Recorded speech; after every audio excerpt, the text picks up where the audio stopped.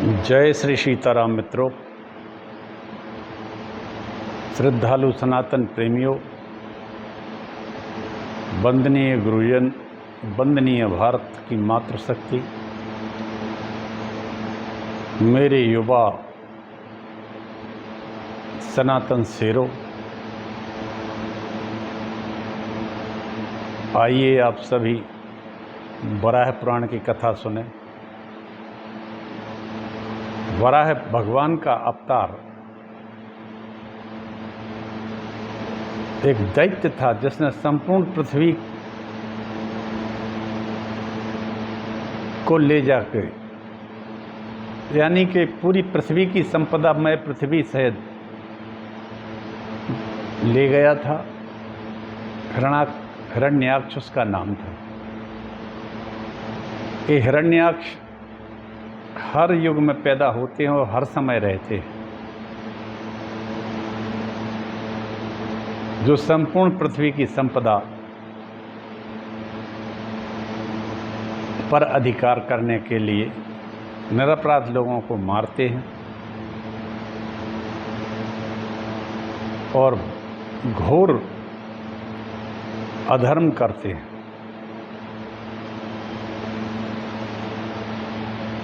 मैं एक कथा पिछले कई दिनों से कह रहा हूँ। ये वराह पुराण है हमारा। वर्तमान में श्वेत वराह कल्प चल रहा है। वैवस्वत मनु हैं और ये 28वां कलयुग है। 28वां कलयुग है ये। अष्टाविंशति कलयुग है। आप लोग सुनते होंगे पंडितों के मुख से। ये कथा मैं टीकमगढ़ मध्य प्रदेश से कहता हूँ। कथा सारगर्भित है। हमारे हर पुराण में भक्ति के साथ तत्व और विज्ञान छुपा रहता है। समझने की ज़रूरत है। चलिए एक छोटा सा मंगलाचरण करते हैं, इसके बाद कथा कहते हैं। कथा आजकल तिथियों की चल रही है। तिथियां हैं 15 अपने यहाँ, प्रथमा से लेके पूर्णिमा तक, प्रथमा से लेके अमावस्या तक। इस तरह एक माह हो जाता है। कल 9वीं तिथि तक का हमने कहा था। हर तिथि का अपना एक महात्म है, एक महिमा है। जिसको जो तिथि अच्छी लगे उसका वो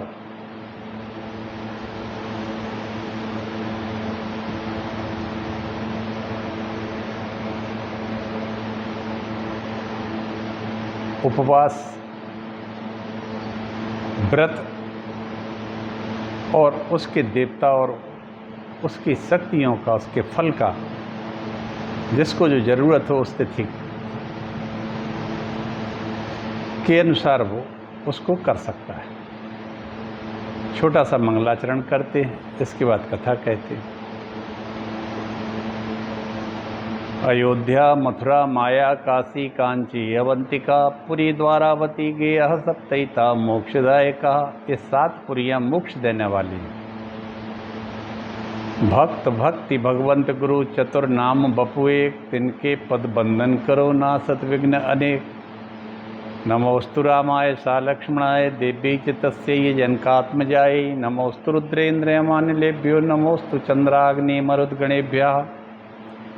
अखंड मंडलाकारं व्याप्तं येन चराचरं तत्पदं दर्शितं येन तस्मै श्री गुरुवे नमः। वक्रतुंड महाकाय सूर्यकोटि समप्रभा निर्विघ्नं कुरु मे देव सर्वकार्येषु सर्वदा। भवानी शंकरौ वंदे श्रद्धा विश्वास रूपिणौ। याभ्यां विना न पश्यन्ति सिद्धाः स्वान्ताः। स्तमईश्वरं नारायणं नमस्कृत्य नरं चैव नरोत्तमं देवीं सरस्वतीं व्यासं ततो जयमुदीरयेत्। ओम नमो देव्यै महादेव्यै शिवायै सत्सं नमः। नमः प्रकृत्यै भद्रायै नीता प्रणतः स्मृतां। तुलसीदास के पद कमल बारंबार मनाए। गुण गावं श्री राम के हनुमत होई सहाय। सियावर रामचंद्र की जय। कथा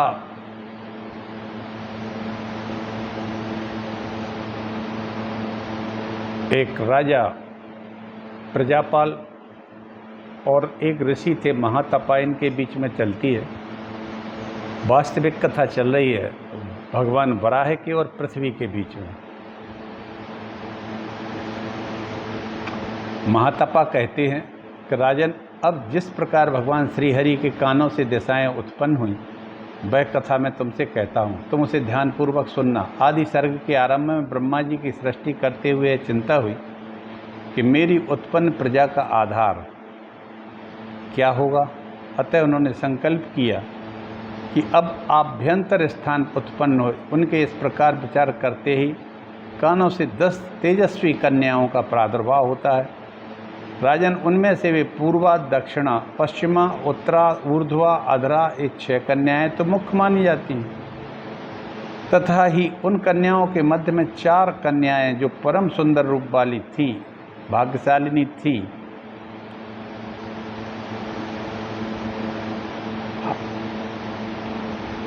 उत्पन्न हुई। उन्होंने स्थान मांगा। ब्रह्मा जी बोले, यह ब्रह्मांड 100 करोड़ का विस्तार वाला है। इसके अंतर्गत तुम संतुष्ट होकर यथेष्ट स्थानों पर निवास करो। मैं शीघ्र ही तुम्हारे सुंदर अनुरूप नवयुवक पतियों का भी निर्माण करके देता हूँ। तदनंतर इच्छा अनुसार तुम सभी अपने अपने स्थान पर चली जाओ। ब्रह्मा जी ने इस प्रकार कहा तो वे सभी कन्याएं इच्छित स्थानों की ओर चली गईं। फिर उन प्रभु ने उसी क्षण महान पराक्रमी लोकपालों की रचना की। एक बार उन कन्याओं को पुनः अपने वापस बुलाया। अब उनके आ जाने पर लोक पितामह ब्रह्मा ने उन कन्याओं को लोकपालों के साथ विवाह कर दिया। उत्तम व्रत का पालन करने वाले राजन, उस अवसर पर उन परम प्रभु ने पूर्वा नाम वाली कन्या का विवाह इंद्र के साथ कर दिया। आग्नेयी का अग्निदेव के साथ, दक्षिणा का यम के साथ, नैऋति का नैऋत्य के साथ, पश्चिमा का वरुण के साथ, वायव्य आदि का वायु के साथ, उत्तरा का कुबेर के साथ, ईशान आदि का भगवान शंकर, ईशानी का भगवान शंकर के साथ विवाह का प्रबंध किया। ऊर्ध्व दिशा के अधिष्ठाता भी स्वयं बने। अधोलोक की अध्यक्ष उन्होंने शेषनाग को दे दी। इस प्रकार उन दिशाओं के पति प्रदान करने के बाद ब्रह्मा जी ने उनके लिए 10वीं तिथि निर्धारित की। ये सब काम दिशाओं के, लोकपालों के 10वीं तिथि के दिन हुए थे। केवल दही खाकर व्रत किया जाता है, उसके पाप का नाश हो जाता है। वे देवियाँ सदा तत्पर रहती हैं। जो मनुष्य मन को बस में करके दिशाओं के जन्मादि से संबंध रखने वाले इस प्रसंग को सुनता है, उसकी लोक में प्रतिष्ठा होती है और अंत में ब्रह्मा जी का लोक प्राप्त करता है। इसमें कोई संशय नहीं। 10वीं के दिन लोकपालों की व्यवस्था अनंत और सभी 10 दिशाओं की उत्पत्ति हुई थी।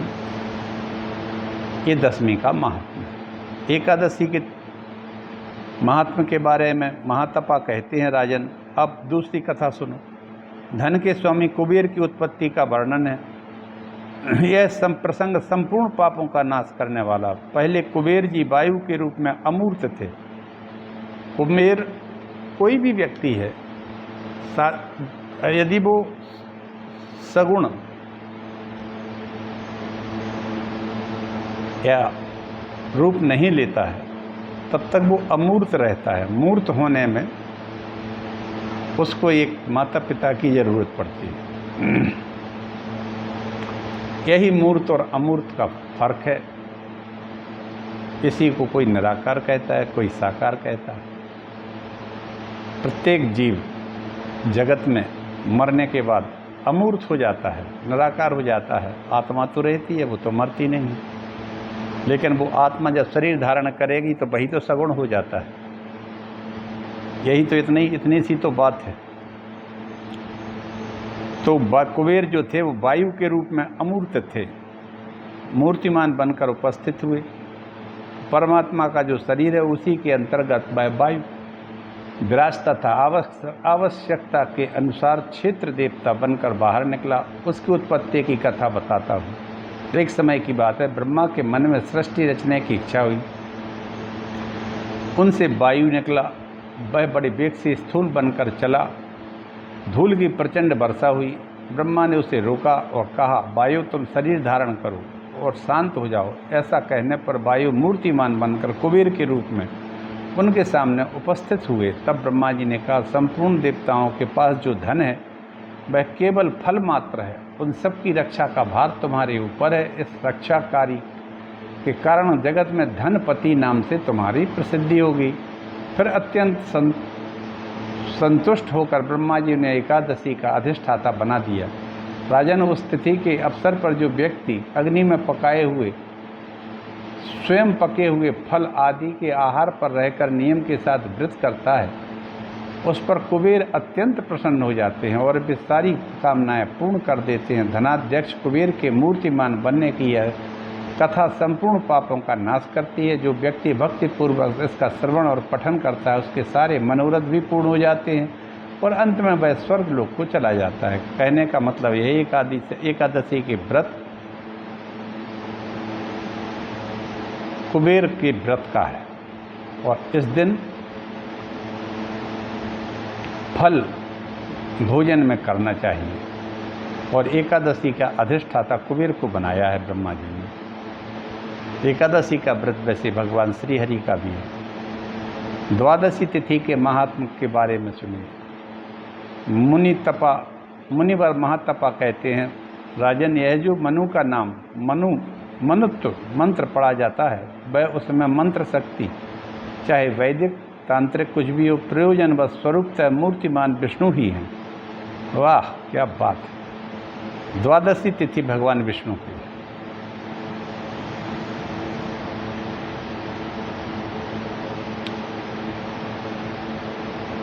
राजन, नारायण सर्वश्रेष्ठ परम पुरुष हैं। उन परम प्रभु ने मन में सृष्टि विषयक संकल्प उत्पन्न हुआ। मैंने जगत की रचना तो कर दी, पालन भी तो मुझे ही करना है। सारा कर्म प्रपंच है। सम्यक रूप से स्वरूप धारण किए बिना यह कार्य संपन्न नहीं हो सकता है। अतः एक ऐसी सगुण मूर्ति का निर्माण करूं जिससे इस जगत की रक्षा हो सके। परमात्मा ने संकल्प किया। इतने में प्राक्तनी विशिष्ट रूप धारणी सृष्टि उनके सामने प्रकट हो गई। इसमें स्वयं पुराण पुरुष भगवान नारायण प्रकट हो गए और उन्होंने लोकत्रय को अपने वैष्णव शरीर में प्रविष्ट देखा। तीनों लोकों को भगवान ने अपने ही शरीर में दिखा दिया। प्राचीन वरदान की बात याद आती है जो भगवान ने संतुष्ट होकर वाणी आदि को दिया था। यह बहुत पुराना प्रसंग है। भगवान नारायण ने वर देते हुए कहा था, तुम्हें सभी वस्तुएं विदित हो जाएंगी, तुम सबके कर्ता हो जाओ, संपूर्ण प्राणी वर्ग तुम्हें नमस्कार करे, तुम्हारे द्वारा तीनों लोगों की रक्षा हो, तुम विष्णु नाम धारण करो, तुम सनातन पुरुष हो, देवताओं और ब्राह्मणों की सम्यक प्रकार से सदा रक्षा करना तुम्हारा कर्तव्य है।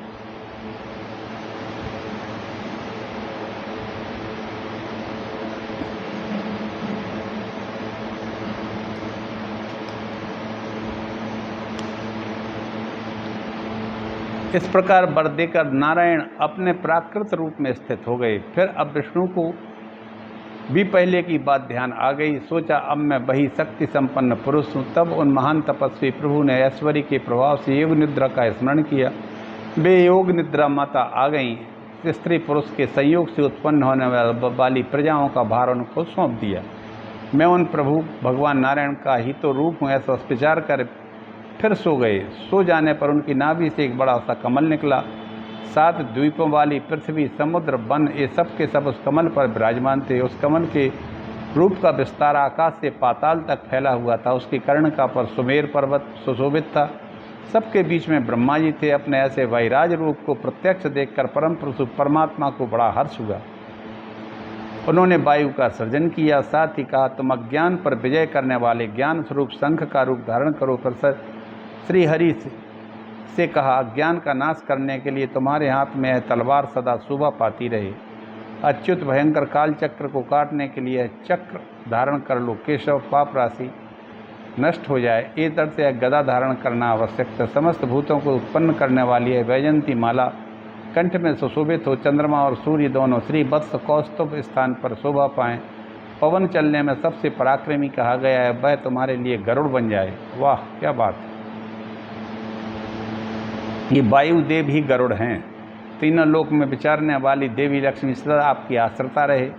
आपकी तिथि द्वादशी हो, आप अपने अभिष्ट रूप में विराजें। इस द्वादशी तिथि के दिन स्त्री अथवा पुरुष जो कोई भी आपके प्रति श्रद्धा रखते हुए घृत के आहार पर रहे, वह स्वर्ग में स्थान पाने का अधिकारी हो जाए। महातपा कहते हैं, राजन, वही परम पुरुष नारायण विष्णु इस नाम से विख्यात हुए। देव दानव ये सब उन्हीं की मूर्तियां हैं। स्वयं वे ही अपने अपने विभिन्न रूप को धारण करते हैं। उनके द्वारा किसी का संहार होता है तो किसी की रक्षा हो जाती है। उन्हें वेदांत पुरुष कहा जाता है। वे भी प्रभु प्रत्येक युग में सब जगह विचरते हैं। जो उन्हें मनुष्य मानता है उसे बुद्धिहीन समझना चाहिए और पापों का नाश करने वाला यह प्रसंग वैष्णव सर्ग कहलाता है। जो इसका पठन करता है वह स्वर्ग लोक में जाकर परम पूज्य बन जाता है। इस तरह से द्वादशी तिथि का महत्व भी पूरा हो गया। और इसी के साथ मैंने अपनी वाणी को विराम दे दिया। जय श्री हरि।